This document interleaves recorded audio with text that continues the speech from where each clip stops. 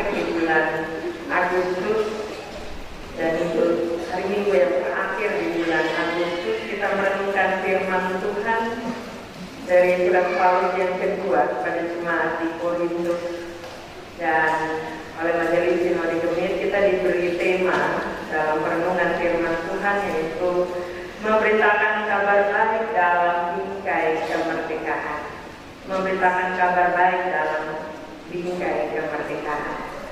Bapak saudara yang dikasihi oleh Yesus Kristus Tuhan, dan mulai dari pertanyaan, pernahkah kita merasa perlu untuk kita membuktikan diri kita? Mungkin dalam momen tertentu secara hukum memang perlu untuk ada bukti secara otentik untuk menunjukkan tentang kebenaran ataukah sebaliknya. Tapi yang saya maksudkan adalah di era media sosial sekarang ini, pada umumnya orang seringkali terbawa arus untuk menampilkan sorotan dalam tanda petik diri kita, tentang hidup kita, tentang apapun yang ada di sekitar kita, atau apapun yang menjadi bahagian dalam hidup kita, untuk ditampilkan kepada orang lain, untuk ditunjukkan kepada orang lain. Banyak kali di era media sosial kita dapati bahwa ada banyak gambar, foto diri sendiri, tentang pencapaian-pencapaian, tentang keberhasilan-keberhasilan, atau ada momen keluarga yang sempurna, itu baik adanya.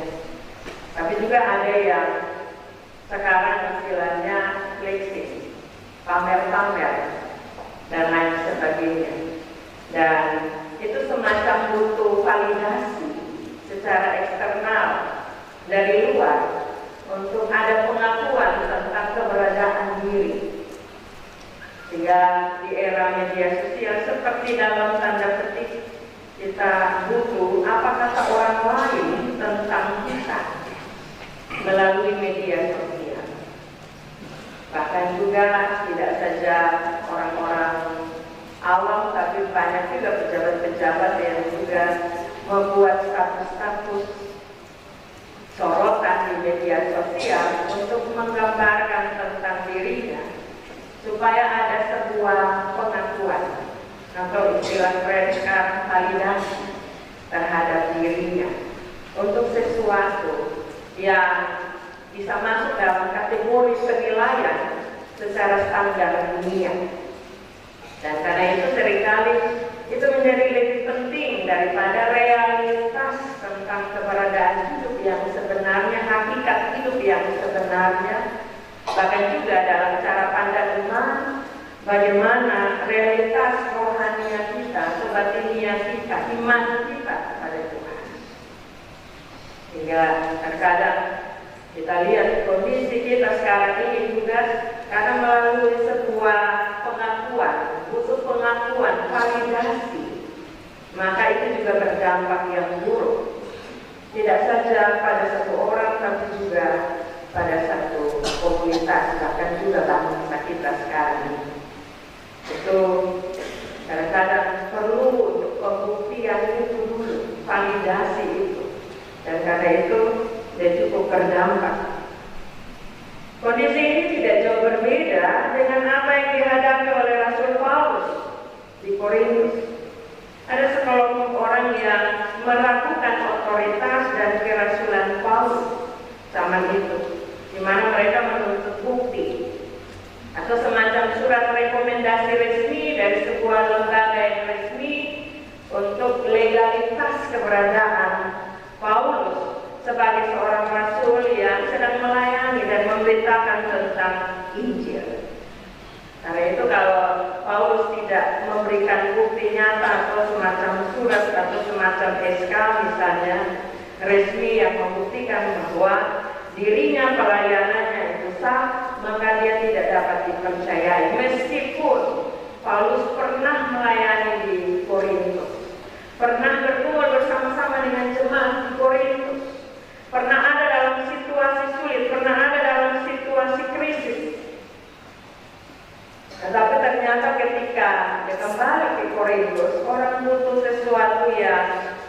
menjadi bukti bahwa Paulus melayani, Paulus menjadi seorang rasul, Paulus menjadi seorang pemberita Injil. Ini semacam ada pengakuan. Sebenarnya ini dilatar belakangi oleh kondisi Korintus pada saat itu. Ada banyak pelayan-pelayan yang hanya melayani untuk mencari keuntungan secara pribadi dengan bukti otentik yang dapat dilihat. Dan memang pada masa itu menjadi sebuah ukuran. Pada zaman itu menjadi sebuah ukuran tentang legalitas yang menunjukkan otoritas dari seorang pelayan Allah di tengah-tengah persekutuan jemaat Tuhan di Korintus. Karena itu Paulus berhadapan dengan situasi itu. Dia tidak menanggapi ataupun menyanggupi keinginan mereka, jemaat Tuhan. Sebaliknya dia menunjukkan sesuatu yang jauh lebih otentik, yang dapat dibuktikan lewat hidup. Dan karena itu dia menunjuk pada kehidupan orang-orang percaya, orang-orang beriman, jemaat Tuhan yang ada di Korintus itu sendiri. Sehingga kita dapati bahwa dalam pembacaan firman Tuhan 2 Korintus 3 pasal 3 ayat 1 sampai ayat yang ke-18, Paulus memberikan jawaban yang sangat mengejutkan. Dia menunjukkan bukti pelayanan yang sejati, yang bukan berdasar pada tinta di atas kertas, melainkan Roh Allah yang menulis di dalam hati manusia. Memang terkadang tinta itu di atas kertas penting, tapi bicara soal beriman, ada yang lebih utama lagi, lebih prioritas lagi, yaitu Roh Allah yang menulis di hati manusia, yang tertanam di hati manusia, tapi akan nampak melalui pikir, kata, dan tindakan. Karena itu kita baca di ayat 1 sampai ayat yang ketiga, itu Paulus menanggapi kritikan dari beberapa orang yang ada di Korintus yang merasa dirinya karena tidak punya rekomendasi secara formal atau semacam surat keterangan atau ijazah atau sertifikat dari jemaat lain, maka dia tidak diakui sebagai seorang rasul, sehingga dia menjawab dengan sebuah kritikan, apakah kami mulai lagi memuji diri kami, ataukah kami seperti orang-orang lain yang perlu rekomendasi untuk kamu atau dari kamu. Memang secara akal manusia ada lain sedikit ya, jemaat Tuhan sudah pernah ada bersama dalam kebersamaan, tapi ada satu waktu di mana ada begitu banyak orang dengan standar-standar yang dipakai oleh dunia ini, kemudian itu menjadi standar bersama dari kehidupan beriman untuk menilai seorang pelayan atau seorang pemberita firman, seorang pemberita Injil, kabar baik yang disampaikan, seorang rasul.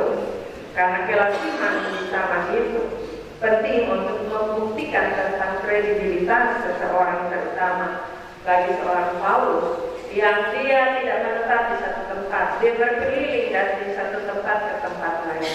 Setelah dari Korintus dia pergi ke Efesus, dari Efesus ke Korintus, lalu melanjutkan perjalanan ke tempat lain, lalu mendengar kabar tentang Korintus, dia merasa perlu untuk menuliskan surat kepada jemaat di Korintus dan mengunjungi. Karena itu ayat 2 dengan sangat jelas Paulus menyatakan bahwa Korintus sebagai suratnya, Korintus sebagai buktinya, Korintus sebagai surat rekomendasi, jemaat di Korintus sebagai surat ujian dari seorang Paulus yang sudah tertulis dalam hatinya, yang dikenal dan juga dibaca oleh banyak orang. Kita tahu pertama bahwa pemahaman jemaat Korintus ini, kalau kita baca di pertama Korintus, itu berhadapan dengan banyak pengaruh-pengaruh, termasuk pengaruh penyesat dengan berbagai filsafat-filsafat yang menganggap jalan salib adalah sebuah kebodohan, yang memisahkan antara hikmat manusia dengan hikmat Allah, berdasar pada logika, berdasar pada akal, berdasar pada fisik, untuk membuktikan iman, dan itu memang tidak akan pernah bisa. Karena iman bukti dari sesuatu yang tidak kelihatan, tetapi dia menjadi dasar dari sebuah pengharapan yang akan terwujud di satu waktu, dan itu waktu Tuhan. Dan itu Paulus menegaskan bahwa tidak perlu surat rekomendasi, karena surat rekomendasi yang nyata yang hidup adalah jemaat Korintus. Jemaat Korintus menjadi surat pujian. Mereka bukan surat yang ditulis dengan tinta di atas batu, di lodo batu.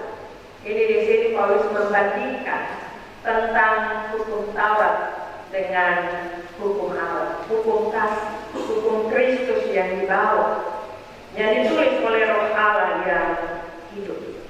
Sehingga surat rekomendasi di ayat 2 yang dimaksudkan oleh Paulus itu merujuk pada pengertian surat Kristus di ayatnya yang ketiga, bahwa kamu adalah surat-surat Kristus yang tidak ditulis dengan tinta, tetapi pada manusia. Kamulah surat Kristus itu.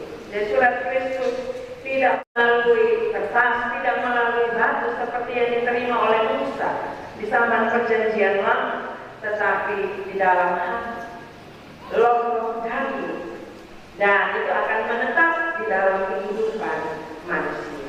Karena itu Paulus katakan bahwa jemaat sebagai surat Kristus ditulis oleh Roh Allah yang hidup, dan dia dibaca oleh semua orang. Injil Kristus bekerja secara internal, tidak secara eksternal, tidak di luar, tidak butuh pengakuan dari luar, tapi dia ada di dalam hati kita. Butuh pengakuan dari pribadi lewat hati kita kepada bagaimana cara Allah bekerja, cara Roh Kudus bekerja di dalam hidup kita, sehingga mengubah hati kita dari dalam, bukan dari luar. Kita tidak butuh validasi dari luar, kita butuh dari dalam hati kita, karena Roh Tuhan ada di dalam diri kita. Dan itu yang dimaksudkan oleh Paulus. Tetapi itu bisa dibaca oleh semua orang. Ketika itu nampak lewat pikir, kata, dan tindakan, ada perubahan hidup yang dialami oleh jemaat Korintus, dan itu menjadi sebuah kesaksian kepada semua orang apa yang dialami. Dari Korintus yang berhadapan dengan berbagai macam tantangan iman mereka, dengan berbagai macam pikiran-pikiran, misahan-misahan untuk meniadakan Injil agar tidak berkembang. Injil itu adalah tentang kasih Kristus lewat jalan salib, lewat kebangkitannya. Bahwa itu tidak masuk akal dan itu tidak perlu dipercaya, apalagi diimani dan dihidupi.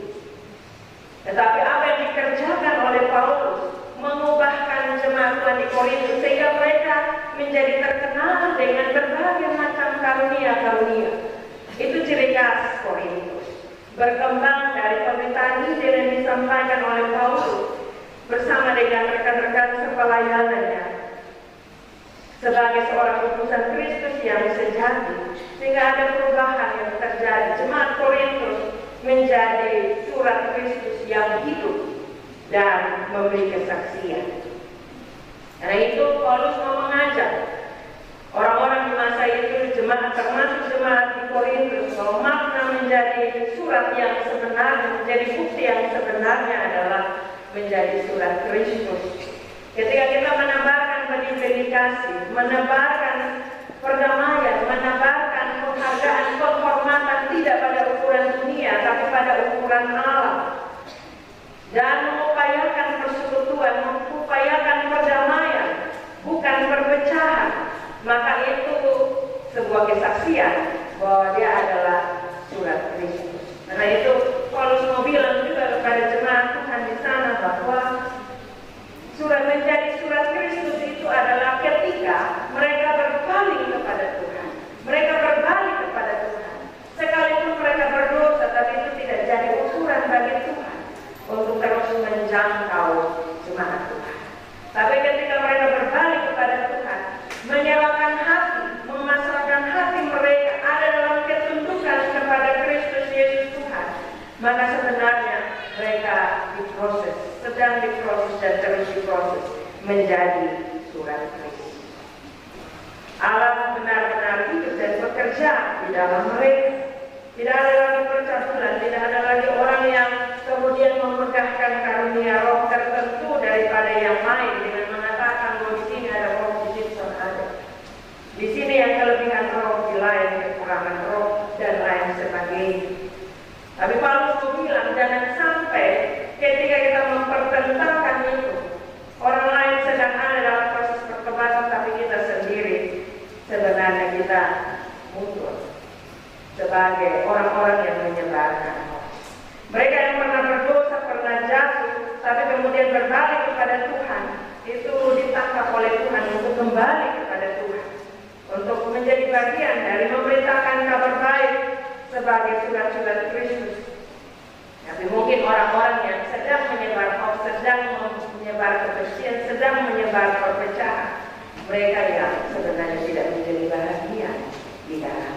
Karena itu makin jelaslah bagi kita lewat Paulus, pemberitaan Injil bukan sekedar menggunakan kata-kata saleh atau rohani agar orang-orang di sekitar mengenal Kristus sebagai juru selamat, tetapi menyangkut kualitas kehidupan kita di hadapan Allah. Kalau kita disebut sebagai surat Kristus, maka Kristus yang nampak melalui kita. Kita diibaratkan sebagai sebuah surat yang sedang dibaca oleh orang, dan yang dibaca itu adalah bukan tentang kita, tetapi tentang kasih Allah, tentang kasih Kristus, tentang karya Kristus dalam kehidupan dunia ini.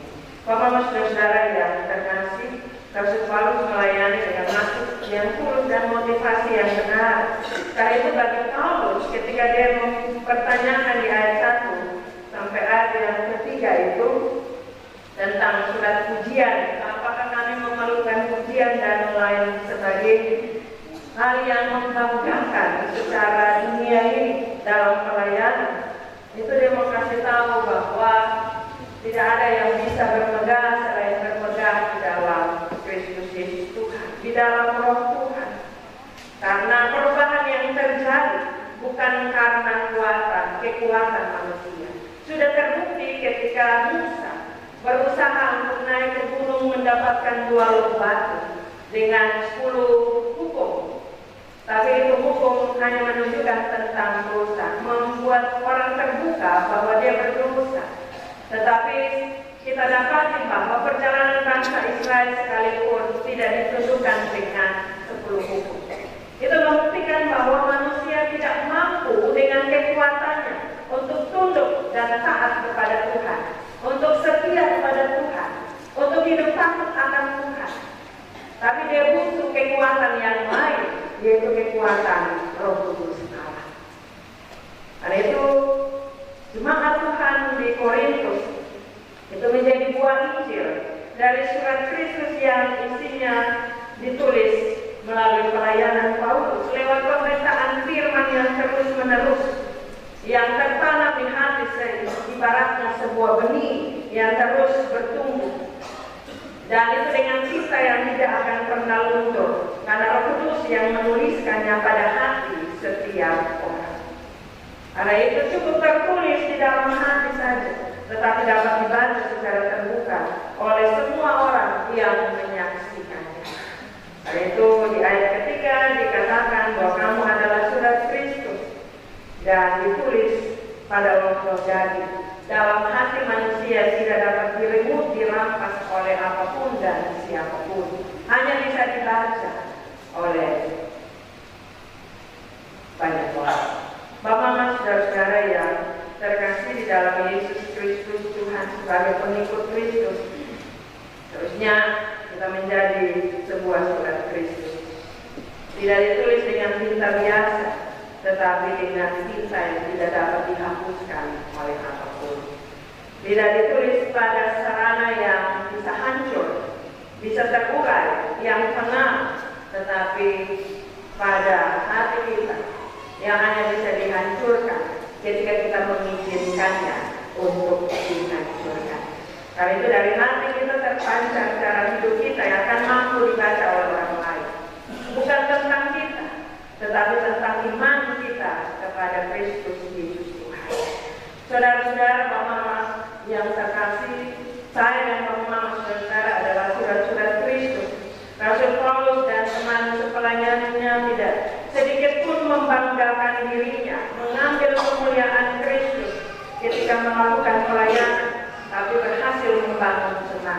kita pun demikian.